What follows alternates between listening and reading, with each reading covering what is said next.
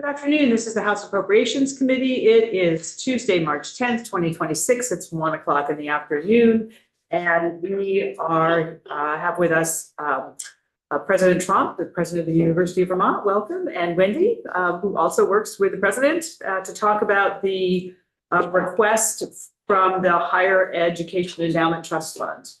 So welcome to both of you. Thanks for coming back. We appreciate it. And thanks you to make the effort to come all the way down here. I know Zoom is also an option, but it's always nice to see you. So if you want to introduce yourselves and then tell us your story. Thanks. I'm Marlene Trump, president of UVM. I'm Wendy Koenig. I'm the executive director for government relations at UVM. All right. So I don't know if you have a presentation or what you've got, but If I may, I'll talk through a few things. Sure. Thank you so much. I'm so grateful for the opportunity to come before you today to speak about the $15 million to assist in the completing of the multipurpose center. And what I really wanted to do is give you some sense of why it's a priority for us and what we think it will do. We believe this center will serve students and serve the future of Vermont. So you all have probably heard of the demographic cliff. That demographic cliff is the shrinking number of students in high school, which is going to impact students in college as our population as a country has created a sort of funnel where we have fewer young people than we had before. So we're not replacing one-to-one anymore as a country. We have fewer young people. Now, that's been especially true in our state, which has created a lot of challenges, I know, for our legislature to resolve. For us, that means how do we bring in those students to UVM? And that is partly our motive to make sure that in this incredibly competitive market for those young people, that we have the kind of facilities that our students expect. Our enrollment at UVM grows Vermont's young innovators, thinkers, and families to help ensure the future of the state's well-being. For every Vermonter we graduate 2 out-of-state students who stay and work and live and raise their families in Vermont. So we're helping to amend that challenge that the state has of having this upside-down demographic. But in order to recruit those students here, we need to provide them with the kinds of facilities that they expect. So that's one piece of the goal for the multipurpose center. We also know that the state's support will inspire our philanthropic donors. We've been very successful in raising funds for student aid. That's nationally the area that draws. So if you look out over higher ed nationally, that's the area that draws the most donor support. And we were named by Princeton Review this year a top 20 public university for financial aid for students. Now, that's partly because of our Vermont Promise Scholarship, which, as you probably know, allows us to give our Vermont students, and that's through our own general funds, tuition-free experience if their families earn less than $100,000 a year. So we open the doorway to access for Vermonters. And my goal we've just completed our strategic plan. My goal in our philanthropic campaign, which we'll be developing next, will be to make sure that we meet all unmet need for Vermonters at UVM. So that'll be one of the fundraising goals for that financial campaign, so that our best and brightest don't face a financial barrier at the institution. Capital funds, however, are more difficult for us to secure, and the support of the state has inspired the philanthropy of our donors. So the Tarrant family and the Davis family have made generous commitments to this facility as well. And they were inspired by the commitment of the state. They heard the governor's State of the State address, and they came to me and said that Chuck Davis said he would match what the Tarrant brothers were providing out of their father's estate. And so we're waiting for the closure of that estate right now, but it will be a significant contribution. But we also know that our donors want to leverage other funding in order to be a part of something bigger. And they appreciate and value the commitment of the state to this facility. So we've built a plan to reach out to those folks to try to grow that funding. And raising the support philanthropically will allow us not to go back to our students for any additional funds to support this, which would increase their fees. And that was a hope that I had when I came on board and this project had been uncompleted.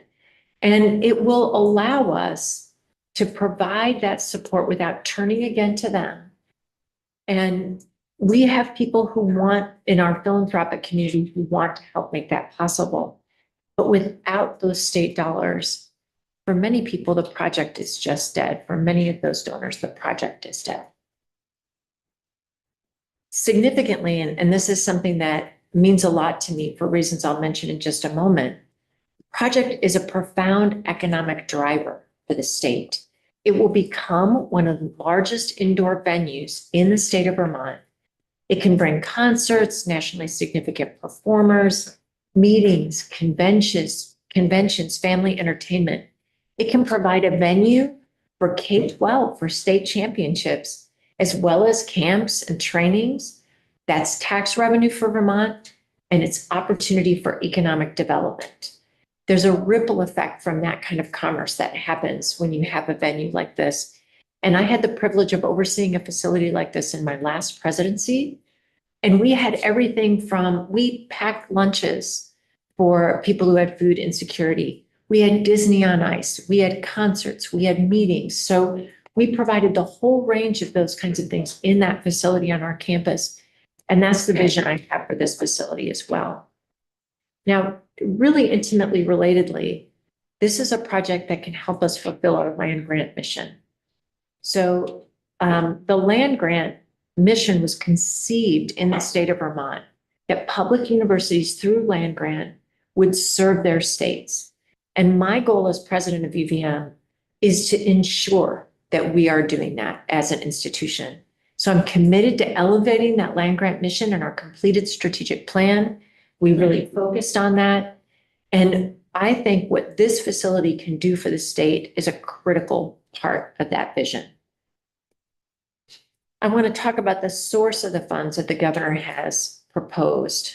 I understand that he chose this funding mechanism because that fund, the Higher Education Trust Fund, exists for the betterment of higher ed, and it doesn't impact general funds at a time when there are challenges around the general fund, and you all as legislators are trying to really navigate some complexities in this fiscal environment.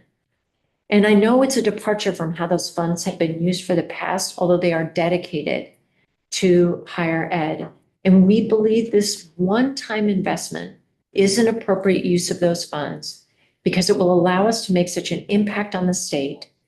And the Higher Ed Trust Fund has just received an exceptional windfall, and that we will still, even with this funding, it would still preserve the $11 million to the corpus of the funds for future dividends to support student aid. So it won't force us to reduce the amount of student aid that's coming out of the Higher Ed Trust Fund because there was such a windfall to that trust this year, and it's just one-time dollars.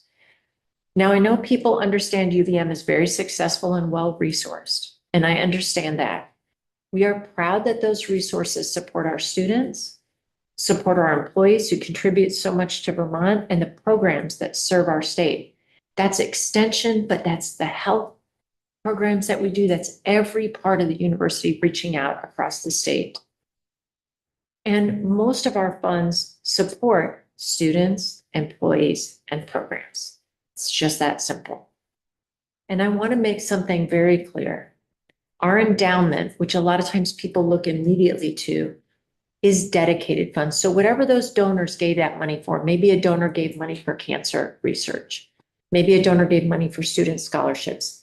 That money can only be used for those purposes. So we can't take those funds and use it for any other purposes. They can only be used for the purposes they were donated. And I aim to ensure that our whole institution, not just extension, not just healthcare, serves our whole state. When I interviewed deans for the College of Business, when I interviewed deans for the College of Nursing, I said, you have to be in alignment to come and work here. You have to be in alignment with my vision of that land grant mission, which is that every part of the university touches every part of the state. And we only hired people who are committed to that.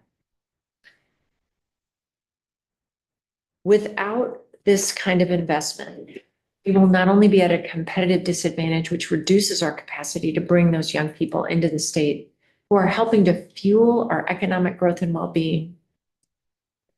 We are facing challenges in a federal environment, and lack of state support in a time of lack of federal support could certainly undermine the economic and growth engine that UVM is for our state. The Princeton Review named us this year the #1 public school in the country for making an impact. And our students do just that. We want to make that impact in Vermont and around the state. So I want to thank you for the opportunity to talk to you about this project. And I hope you will consider this request to keep the university strong and moving forward for Vermont and Vermonters and for our future. And I'd be happy to stand for any questions. Thank you. Thank you very much.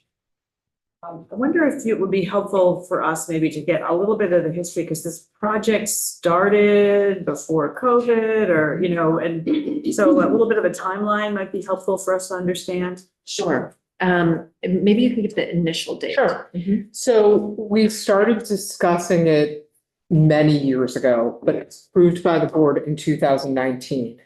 We began construction on it in later part of 2019, beginning of 2020. We did demolition on the site, which is on the athletic campus. And then when COVID happened, we had to stop construction. So we stopped construction, and when we were able to think about constructing again in 2021, the price had increased so significantly that we were not able to move forward at that time.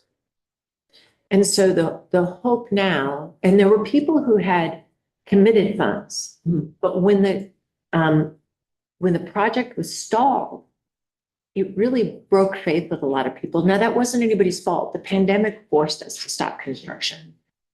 And the costs escalated, as everybody saw. So many costs escalated in the wake of the pandemic. The costs escalated and there wasn't a ready solution. But with these donors stepping up and with the state stepping up, we believe that we can close the book on this project and then have this amazing facility at the state. So what do you anticipate the entire cost of this project to be? 101 million from the point we're at right now. More. Yes, Yes. And how much have you spent already? about 75. 75. So $175 million project total.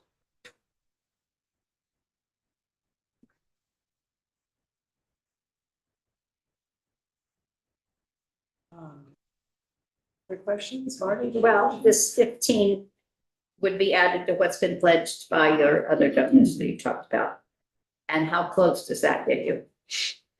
Depending on the amount that comes out of the estate, probably somewhere between 15 and 20. It could get us up to 45. And we're in conversations with a lot of other donors who've really been inspired by the governor's support. We're in conversation with a lot of other donors who want to see the project completed. They understand its impact. And so we have a plan with the goal being to close the rest of the gap with philanthropic funding so that we can preserve the rest of our money to provide those scholarships and repair some of our other facilities, academic facilities. You have the capability of, if you got to a certain point in your fundraising campaign, including this perhaps, to go ahead and continue construction while you continued fundraising?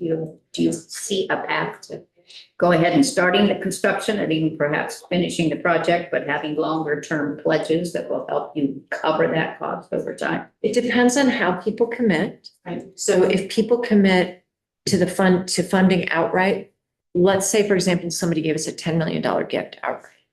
That can allow you to move things forward. But if somebody gives you a $10 million gift over 5 years, so that, it depends on how people commit. So we're working really quickly, and we've already been reaching out to these donors because the hope is that we could wrap up the fundraising and begin work. And then have that plan to be able to pay the construction as it's As you happening. go along, right? Did you have a question? In terms of seating or capacity to have large events. How big? About 5,000. You anticipate having large events like that? Yes. Absolutely. You think that will generate a significant amount of money? I think it will not, it will not just generate revenue for the facility, which will help support the programs that are in it. We believe it will generate revenue for the state, for the county, because people will be coming into the county for those events. In fact, what I've told our athletics director is I don't want for people to come to Burlington or come to Vermont and just shop. I want them to feel like they want the opportunity to come see those events, no matter where they're coming from in the region. So we're hoping we'll be able to bring in significant revenue. And that's actually exactly how we use the facility that I run. And sporting events, student Yes. and sporting events and Yeah. and others. Yep, all of the whole variety of family events, sporting events, public service events.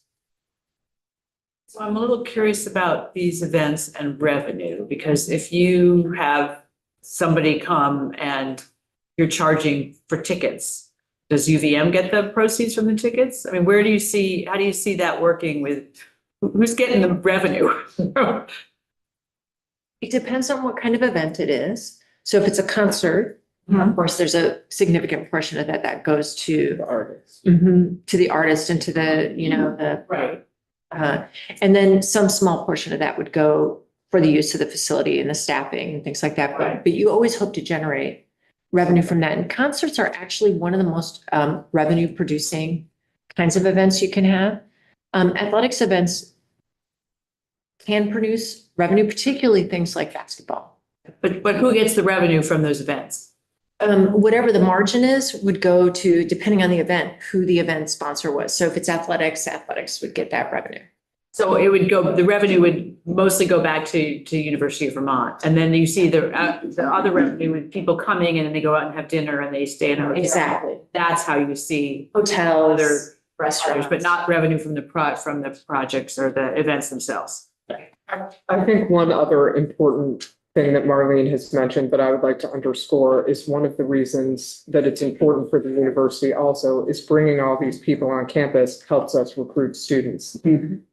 I mean, having all these people come to UVM helps them think about attending.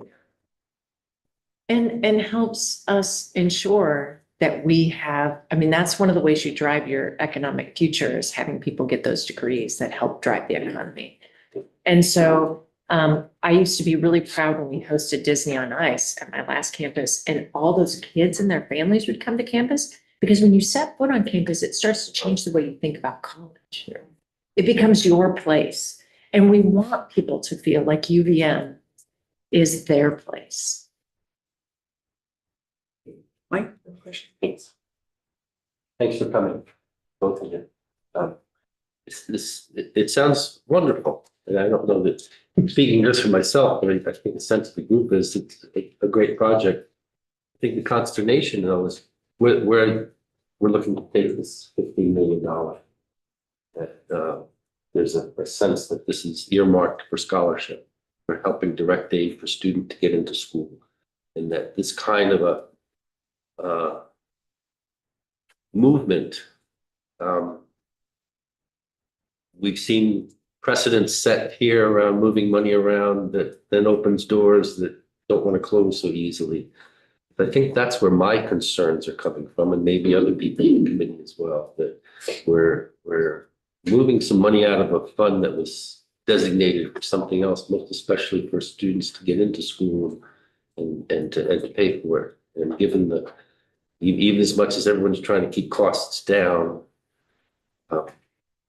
college is an incredible investment right now. And I know when I talk to students, cost is one of the things a lot of high school students now do not even think about college. So I think that's where my concern is coming from. I'll say a word about that, and then I'd love Wendy to talk a little bit about that trust fund. I understand. I was a first generation college student myself. My dad worked triple overtime to help me go to school, and I worked 3 jobs when I was in school. I know how hard it is. And I had a student, a student who a faculty member connected me with, who called me recently, and the student basically asked me, how do you do it when you're a first generation student? Because it can be overwhelming. There's so many things that you don't understand or know how they work. And that's why our scholarship programs are so important to us. And part of the reason that we've been able to create such a generous program up until just weeks ago, Yale's program was only for families that had earned 60,000 or less, where they could come tuition free to Yale.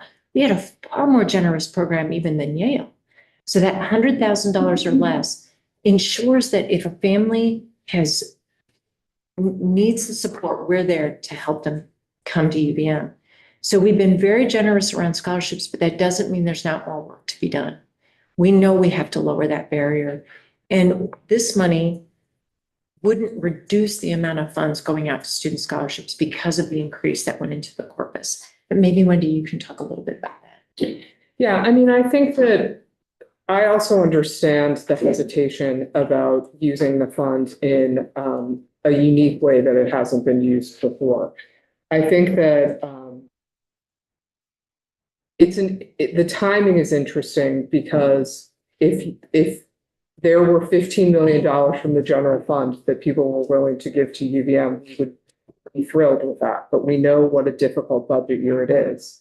And I think that we're in a unique spot where the higher ed trust fund received such a large addition to the corpus that this one-time piece of funding would still allow more money for student aid moving forward, even if we take 15 million out for UVM. And the higher ed trust fund goes to 3 organizations, Correct. you're only one of them, and you would be taking the lion's share of the increase. And the other 2 organizations wouldn't have access to that. So Although there is a bill that suggests that CCV gets a piece of it as well coming out. now, yeah, everybody's jumping. So the question, this is not for you to answer, but one of the issue that I see is that this is a big policy question. And the conversation has not been had in this body, not just my committee, but in the body of what should the higher education trust fund be used for? We have statute of what it is. You know, we had the treasurer's office come over because they're part of the board and explain how it works. But as a body, we haven't said, gee, we got this big windfall. Lucky us. What does this mean anything? How does this mean we should be thinking about this higher ed trust fund? And that's the conversation that we have not had, which your request is prompting people to have. The question is whether, you know, we've given that the due diligence and time that we need to really fully have that conversation, which should be happening in other committees before it actually comes to us. But it's, you know, the governor threw it in the budget as opposed to having a policy conversation. So just to let you know that that's part of what we're struggling with here. Yeah, Wayne? So hearing that, and understanding that there's another college that maybe would enter into the use, and looking for any possibility of flexibility, I had thought of the idea of, would it be anything workable if say you were to get a loan from that, like even a no interest loan from that, with the expectation that it would be paid back over some period of time, so that fund wasn't, so we wouldn't say they were just taking money from that fund and using it for that purpose. Was that anything that you could float as a reason to be able to enhance your donations and make the project run? I think the challenge with that would be, and maybe Wendy will have something to say about that too. I think what our CFO would say if she was here is then we'd have to turn to the students and tax the students again. And while 92% of our students, we'd have to turn to the students and tax them again to manage the debt service. And but if you it depends on the terms, you know, how big a load that would be. And, you know, if you were making money off and say, large concerts or something, some of that revenue should be flowing back to the university. That would be maybe able to help service that over a duration of time. What we would hope, what I would, is that the revenue made the multipurpose center self-sustaining.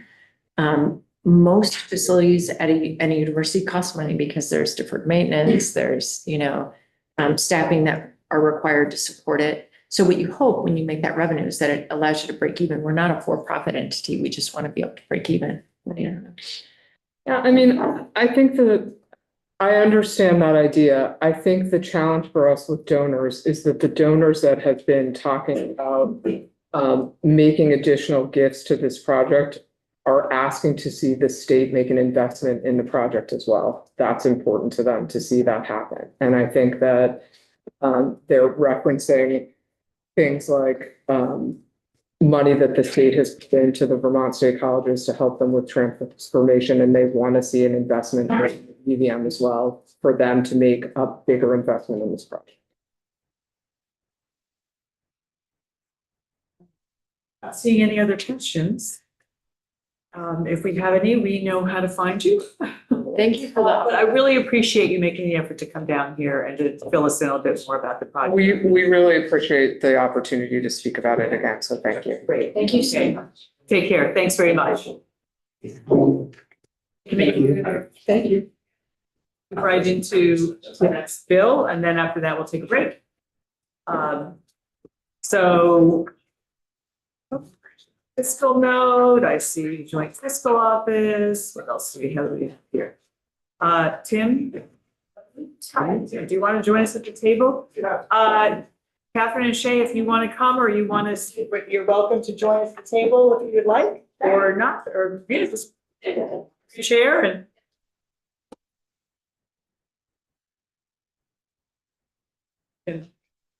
Move you all down. So- Here, I'll scoot over.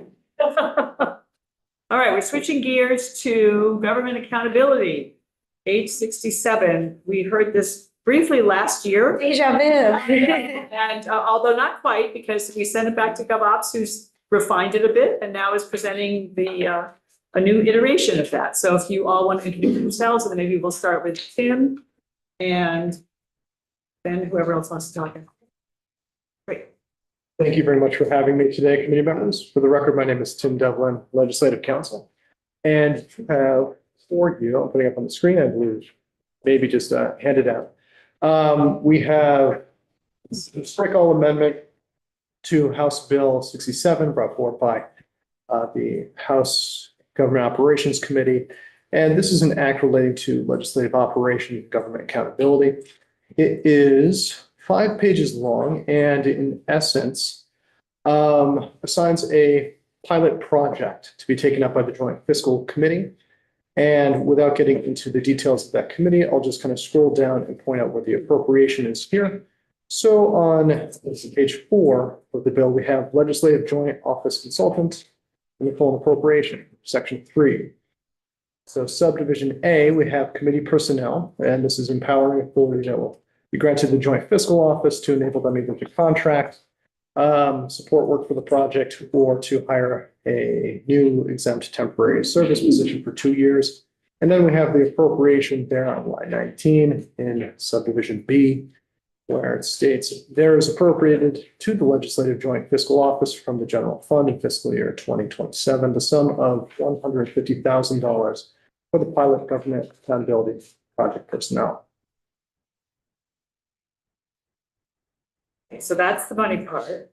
Would somebody like to tell us what the bill's more about? Is that Shay? Do you want to do that? Yeah, I do want to. I'm so excited. And we'll have Catherine talk about Yeah. from the joint fiscal perspective. Yeah, I'm Rep. Shay Waters Evans from Charlotte and from House Government Operations and Military Affairs. I'm the bill reporter and one of the sponsors of this bill. And you might remember last year, we were talking a lot about the previous Government Accountability Committee. We've talked to what feels like zillions of stakeholders, talked to people who really starting from addressing the concerns that you all had in this room about how the previous iteration didn't quite do what it set out to do, how it the last thing you want to do with government accountability is spend more time and money on something that doesn't work, right? That's like the opposite of what we're trying to do. So we really tried to hone in on what our objectives were, who we thought should be involved. We worked a lot with Catherine. And instead of having a whole brand new government accountability committee, that work is being assigned to the Joint Fiscal Committee. Realizing earlier when I was thinking, Oh. Robin, Chair Shy, I want to tell you that I do apologize because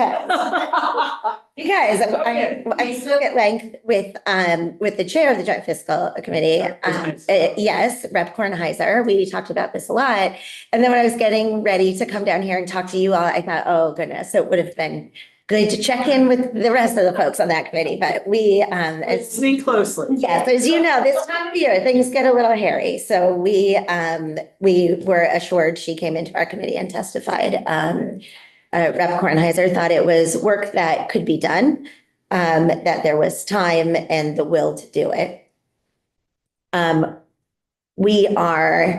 So I don't know how much detail you want me to go into. I mean, we kind of got rid of that part of like who makes up the committee. There were all these different people from different places. But really the intent of this and the hope is that it's the legislature checking in on itself, right? So we don't need people from the administration necessarily. We don't need people from the auditor's office. I mean, we need them for lots of things, but to be on this committee, it didn't quite make sense in the end. So it's the Joint Fiscal Committee. And it's a pilot government accountability project. We wanted to walk the walk and say, we're going to check back in a couple of years. This isn't just going to be something that drags on indefinitely, and we're going to make sure it's doing what we said it would do. It will require some support from JFO, and that's where the appropriation comes in, and that's why we're here. So you're selecting it's a pilot project. Is it one thing that's being reviewed? And then, so how does the Joint Fiscal Committee decide on a project? Just tell us how the whole thing works. So this is what's going to happen. So so it's going to start in JFO. The CFO of JFO will choose a project. This has all been cleared, don't worry. Okay. And so we'll consult with, it says in the bill that this person needs to consult with the speaker, with the president pro tem, with leadership from the major political parties. And then they will have recommendations, and then that person will pick, probably in consultation with also, as we move along, the auditor's office. We heard a lot from the chief performance officer's office. People seem to be, all in on getting the work done and giving the data, and the performance measures and all of these things. We do some really cool stuff over there. So they will choose a project. One thing that came up when we were talking last year, and it has been brought up multiple times, is that this is not like Doge of Vermont. This is not any kind of, people keep using the phrase witch hunt. We're not doing that to anybody. We're not trying to find problems and zing people or programs for them. What we are trying to do is simply, there are two aspects of it. One is find a project. It would be great even to start with a project that's a success, that's something that's been working well, and that we have, we talked a lot with the people from Building Bright Futures. The child care bill has some of these things built into that legislation. And that's really the other part that we were hoping could happen. And that's something that, JFO and this person, hopefully who they're able to hire, will be able, and I think Catherine can speak a little bit more on that in a minute, will be able to help us build this into future legislation,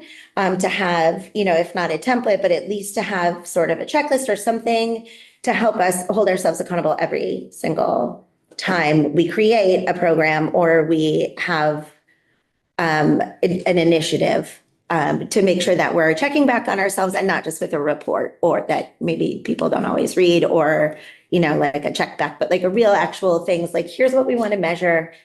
Here's how we could do it, and that this work is all going to become, in theory, part of the legislative process. And then we're going to save so much time and money.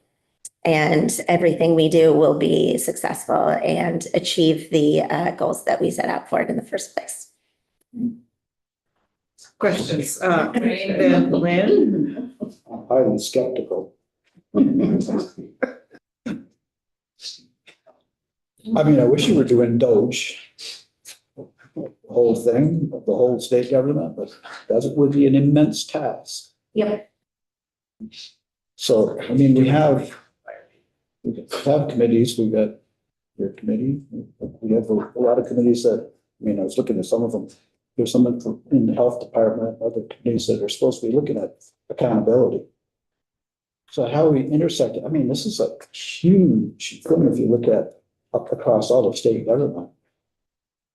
Because you're gonna just pick and choose, or how do we get to the real problems that are costing us the most money or that are producing the least return on our investment kind of thing? This. Yeah. I would answer that by saying, I think, first of all, I don't think tackling everything all at once is possible for a variety of reasons. We can't afford it. It would take a lot of time and money to do that, and resources that we don't have. I think a twofold, I think the answer is twofold. It's not only would we be choosing just bit by bit, right? Like even a little bit of change, a little bit of shift, the way that we look at these things and say, oh, okay, so we thought this was going to do X, Y, and Z, and it really didn't do that. How can we either shift to get us to where we want to go and to achieve like the objectives we had in the first place? And secondly, I see your skeptical face still, but I'm hopeful that the other thing is, it's about us checking in on ourselves. You know what I mean? So it's not like all of state government checking on state government. It's not the legislature checking in on a different department or agency to make sure that they're. So I'm trying to. Yeah. Because like, you know, in the state agency, years and years ago, we're trying to look at accountability measures and, you know, success and failure metrics there. So I'm sure that amongst all the agencies, there are still some of those efforts are hopefully enhanced from the time I was around going on. So you got that level, but are you talking just say we pass a bill today, directs an agency or someone to do something and give a certain amount of money? Or are you just checking back in on initiatives that come out in a certain duration of time? Or are you trying to look at all kinds of things across state government? So this particular project that's done with JFC, and JFO working, you know, across with they would, you know, be consulting. They're going to make sure it's in the bill, that they're not being duplicative of what's going on in other agencies or in the auditor's office, because we don't need to be doing the same thing twice. Is that they would just be starting to look at a specific project or pilot or program, something on the smaller side to begin with. It's We probably wouldn't pick all of DCF for. right. So we might pick the youth residential program and see if it was, you know, so like it would be isolated like Something that. small. Right. Yeah. One, hopefully that would be meaningful. Yes. Correct. That's why there's this consultation, That's right. including the Joint Fiscal Committee, who's us, you know, who Right. wants Yeah. something meaningful, not just, Yeah. And you know, the hope is, so an example is, so pilot. yeah, and a couple of years ago, we set up the Division of Animal Welfare. And we had there, you know, I don't think it's gonna be here, but we have, you know, we're working on setting up that department and working with the new director of animal welfare. And ideally, as we move forward, you know, next year and the year after, as we keep continuing legislation to build this up, that would be a great place to implement some of these ideas, some of the things we learn, and work this accountability and work like the performance measuring into the legislation in the way we create that department. So I could see if Yeah, you pick one project, a good project, and you process and start getting it working, you could do it in chunks where you started Right. jumping down. I could see that maybe working. yeah, That's kind of the idea. Just something like that. But It's like you have to start somewhere and we're not gonna, if you could spell it out spell it out really clearly so that everybody really, really understands it, because in doing so, you also really understand it too. Yeah, What your limitations are, that you're not getting into a big quagmire, and that you're gonna try to get discreet. Which I think is part of the job of the joint fiscal committee. it is. Yeah, There you go. yeah, Marty. yes. I'll say, yeah. And coming up with something, something that's meaningful and that can really give you an idea of how this could work, but without, being overwhelming or just being impossible to untangle. So, that selection of the first one, again, Catherine and I have discussed this a lot. I believe she said that smaller even than you thought maybe you wanted to do, just to get something going. And then, hopefully it'll grow over time. That's the hope. Makes me feel better. Okay, good. All right, Lynn had a question that I want to have Catherine talk about. Okay, we have a thing called RBA, reference-based. Results-based accountability. Okay, and it was looking at population accountability questions, performance questions. It was, it didn't want to know what your effort was, it wanted to know what your results were. We talked to 300 people, we have 500 phone calls, and it doesn't mean anything. You want to know what the actual results are, how many people were better off, how did that improve the quality of life of Vermonters. One of the secrets of it was that you really wanted to brainstorm ideas that were not going to cost a lot of money. Okay, that was actually something that was a process. I'm not sure, Catherine may be able to answer this. I'm not sure that everybody that we talked to about this in our committee, we were supposed to analyze the stuff in our committees based on that. I'm not sure everybody knew what it was we were looking for. I mean, the question I have now, you're trying to determine whether or not what we're doing is something we can repeat in a piece of legislation, the pilot. And you want to look at something that you mentioned that's successful. My question is why wouldn't you want to look at something that's not successful, that's been a failure? Because we have those. And sometimes you learn more from your failures than you do from your, sometimes you aren't really quite sure why it was successful, but you do know that there was a huge roadblock or something from failures. And we have a history, we have a current history, but it's not just this year, of transformation of K-12. We have transformation for housing. We have transformation for Act 250 reform. We were looking at healthcare reforms, substance abuse and the opiate issues. And PCF and, how do we deal with the homeless? And you can go through the list and we just seem to be stuck.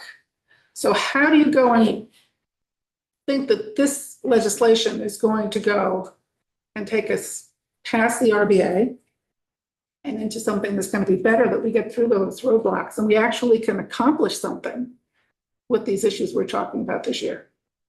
Yes, well, first, yes, I agree with you. I hope that we can accomplish something with it. Second, maybe I might not have been clear. I don't know exactly what I said, but I wasn't saying we are, I'm not even choosing. It would be Yeah. this. So you're picking one topic. Yes, one topic. I said my intent was to say it would be nice or it would be fine if it was something that was successful, but it doesn't necessarily have to be. I think as the CFO, JFO, consults with the speaker and with the president pro tem and with the leadership from the parties, that they will, there will be some ideas of things that people want to look at. And you're right, maybe it won't be something that's been a success, or maybe it's something that's had some success, but isn't quite where everybody wanted it to be, or isn't quite accomplishing what they wanted to. I think to answer your question about the RBA and how it goes beyond that, I would say it's probably, I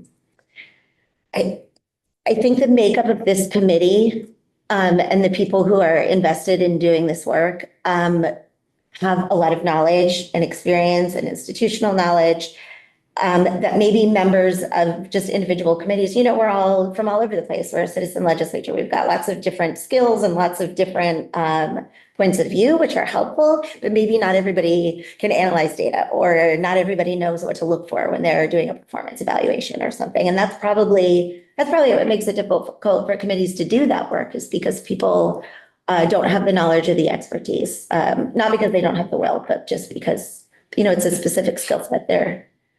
And that hopefully, so in order, I think the makeup of this committee itself is what would get it beyond the RPA. And our Yeah. meeting kind of died. Yeah. So the Yeah. idea is that government accountability is still important. Yes. Yeah. So this is kind of the next iteration that we're doing.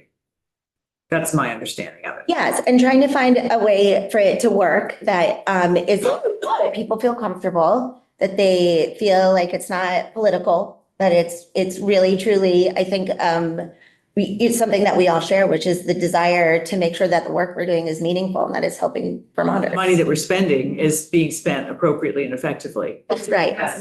That's how we look at it. We I, go to the Joint Fiscal Committee looking. yeah, my dad was an accountant and he was a very fiscally conservative man. And I used to tell him, you have to spend money to make money. And it would make his head spin off his body. He hated it when I said that. But I did think of it in this context, saying maybe, it is money that we're spending, but hopefully it's really going to get us to a place where we're honing in on some things that aren't working as well as we thought they would. Catherine, why don't we let you talk about the actual. I know, I can talk forever. I'm Yeah. Catherine Dunn, I'm the Chief Fiscal Officer with the Joint Fiscal Office. And in the discussion with the committee, what we framed this around was, we have an IT consultant who I think you all have met, Lisa Garvin.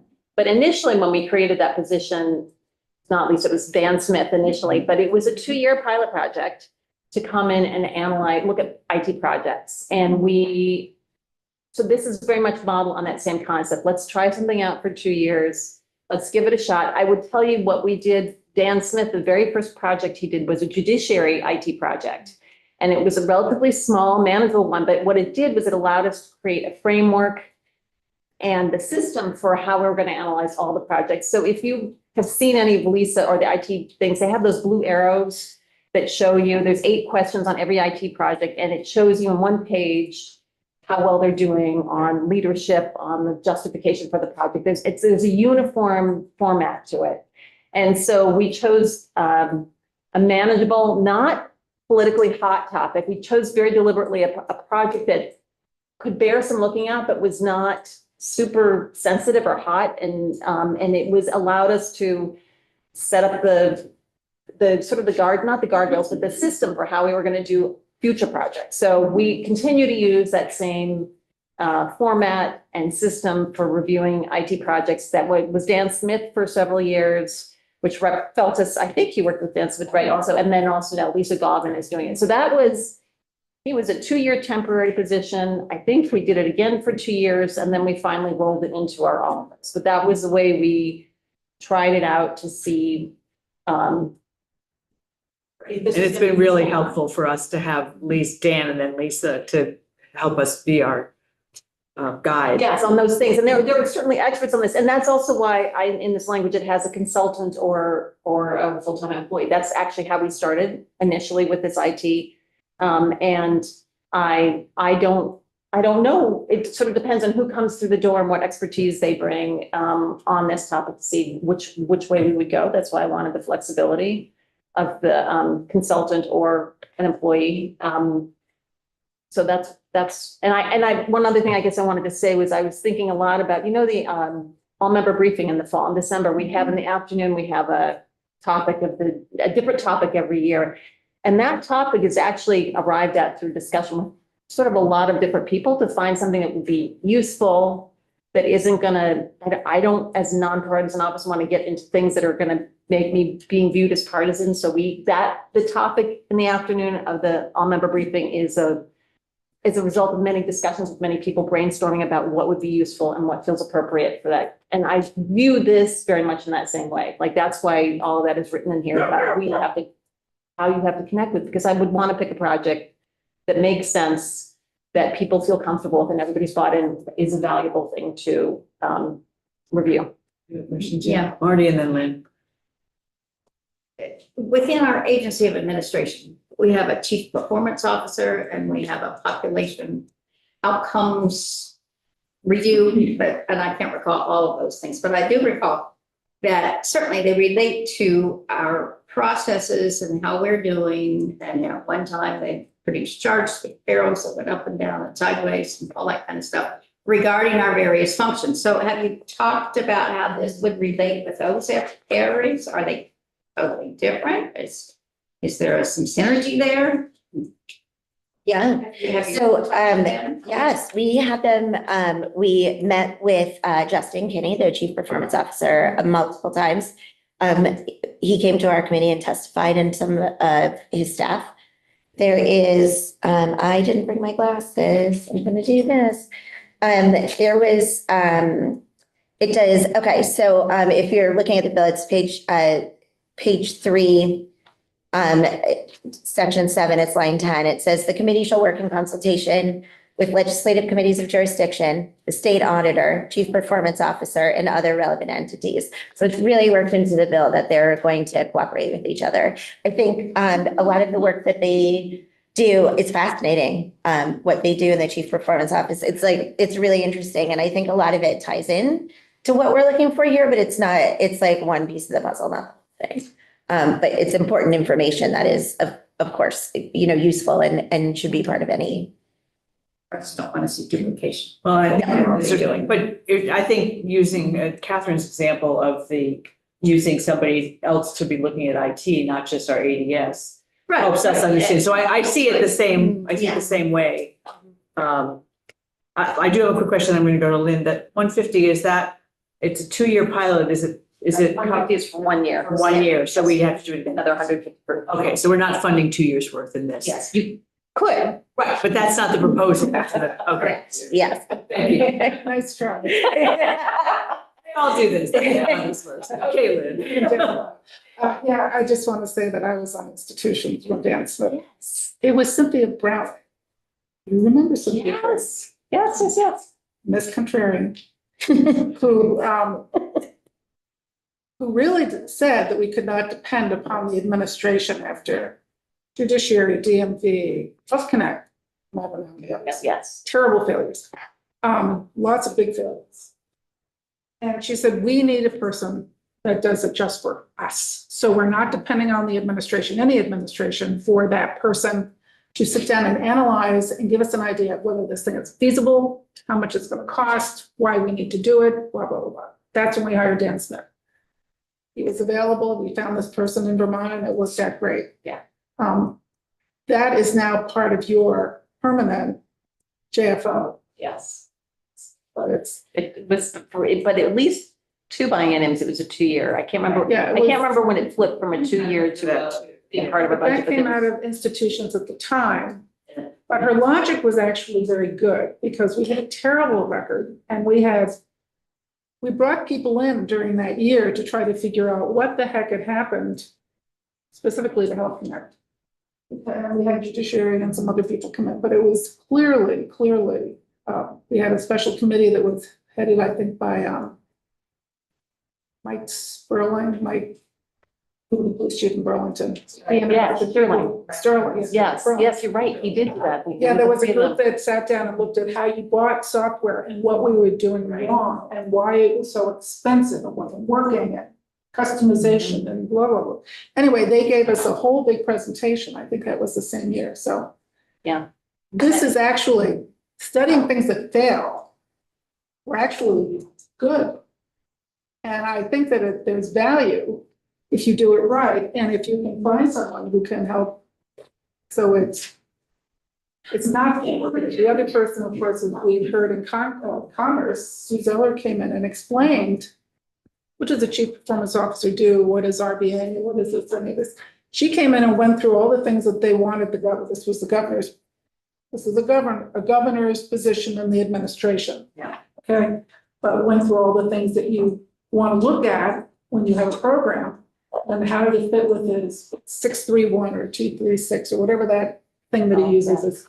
And she said, this is how it relates. And it was a Friday afternoon and it was probably one of the best presentations I think I've ever heard. Really? Yeah. That's good. Good. You can do that. Yeah. That's right. So just so the committee knows, the vote out of your committee was unanimous. It sure was 11-0-0. So we are not going to vote on this today.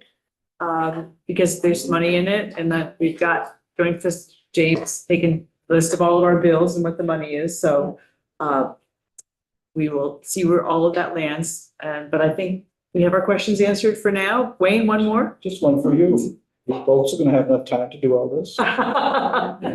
Discussion with the current chair of joint fiscal office. I would hope, but we'll discuss it. I have a little research to do on this one myself. So thank you very much, all of you, for coming in. Thank you for your time. Appreciate it. Appreciate it. I know you've got a lot going on in here. I appreciate all the hard work you Yeah, do. we got 5 bills today. I think this is one of them. So thanks for coming right away. We appreciate it. So committee, we're gonna break till 2:30 and then I'm hoping we will come back, we will go live. I'm not sure for how long, but we'll have a little bit of a committee budget discussion. I may have more information. I'm not really sure, but we'll enjoy the break and be back.